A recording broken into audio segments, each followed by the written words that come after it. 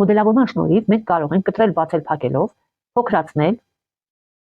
եզրերից մեկը։ Օրինակ, այստեղ վերևի այս եզրի չափը 10 սանտիմետր է, ներքևը նույնպես 10 սանտիմետր է, բայց ես պետք է ստանամ վերևի հատվածում օրինակ 8 սանտիմետր, իսկ ներքևում մնա 10 սանտիմետր։ Ինչպես դա անենք։ Նշում ենք կտրման գծերը։ Գծերը պետք է լինեն իրար հավասար հեռավորության վրա։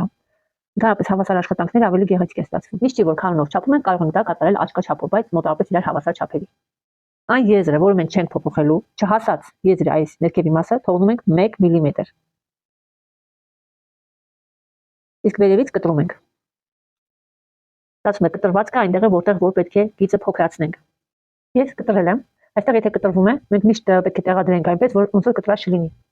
Իհարկե պատահում է, երբ որ մենք այսպես կտրում ենք դետալը, բայց հաշվի ենք առնում, որ այն պետք է մի գիծ լինի։ Երբ որ մենք կտրենք բացենք, ապա այստեղ ընդհակառակը կստանանք ծավալ, իսկ մեր նպատակն է քչացնել։ Դրա համար ամեն մի դետալը, որքան ենք ցանկանում, որ մեր վերևի գիծը լինի, ընդհակառակը դնում ենք իրար վրա։ Ձևավորելու ժամանակ ես նայում եմ, որ վերևի կոր գիծը գեղեցիկ կոր ձևավորվի հավասարաչափ։ Փակելով դետալները, ստուգում եմ վերևի եզրը վերջնական։ Այն պետք է համապատասխանի այն չափին, որ ես պետք է ստանամ։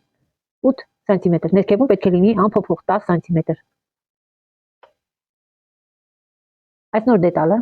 ես անցկացնում եմ այնպես, որ վերևի եւ ներքևի գծերը լինեն գեղեցիկ կոր առանց անկյունների։ Հիմա ես գծեցի այնպես ինչպես որ կա, եզրագծով, բայց կկտրեմ ավելի գեղեցիկ կոր գծով։ Ահա, այսպիսի դետալ ես ստացա, որտեղ վերևի գիծը 8 սանտիմետր է, ներքևինը 10 սանտիմետր է։ Այսպես մենք կարող ենք գեղեցիկ կոր գծով ձևավորել բոլոր այնպիսի ֆորմաները, որտեղ ներքևից բարձրանում է վերև եւ նեղանում է։ Օրինակ, գոտու կարման գիծը եւ գոտկատեղի շրջագիծը։ Դա կիսաշրջակիցների տաբատների ժամանակ, երբ որ գոտին ենք մշակում։ Դա կարող է լինել նաեւ կանգունակով օձիք եւ ցանկացած կապեր, օրինակ պարանոցի հատվածում։ Կտրել, բացել, փակել այդ սկզբունքը մենք կարող ենք կիրառել նաեւ թեք գծերի դեպքում, երբ որ օրինակ ունենք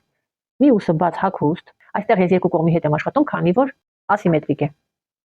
Մի ուսը բաց եւ մի ուսանի հագուստների դեպքում այս գիծը թեք գիծ է, շատ ժամանակ դեֆորմանում է, որովհետեւ այդ դեֆորմացիաները քիչ լինեն եւ լավ նստող լինի այս հատվածը, այստեղ գիծը կտրում եւ փակում են, կարող է լինել մի քանի տեղ։ Դետալները իրար վրա տեղադրելուց հետո դա կարող է լինել 2-3 մմ, որքան շատ իրար վրա դետալներ տեղադրեք, այնքան այս գիծը ավելի ձիգ է ստացվելու։ Նայում եք ձեր մշակմանը եւ վերջնական արդեն ձևավորում եք այդ բացվածքի կոր գիծը։